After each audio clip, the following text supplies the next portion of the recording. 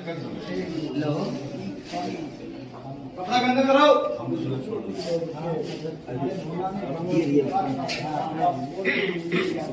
अरे मेकअप वाले भैया कपड़ा गंदा कीजिए ना। मैडम बैठिए। आप गुस्सा होके फोटो लीजिए।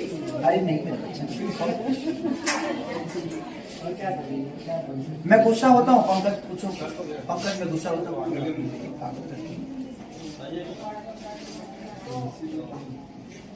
जब इंसान टूटता है ना तो क्या कितना स्माइल करेगा। हम इतनी मोहब्बत में हंस लेते हैं ना, तब और टूटता है तो और ज्यादा स्माइल करना चाहिए खुद के लिए, ऐसे थोड़ी है ना? खुद के लिए स्माइल करना चाहिए। ऐसे थोड़ी है। पूछो मैं कितना हंसता हूं। इससे पूछो, मेरी फीलिंग ये जानती है। नहीं जानती वो अभी एक डब्बा खून लेके आई पीने के लिए।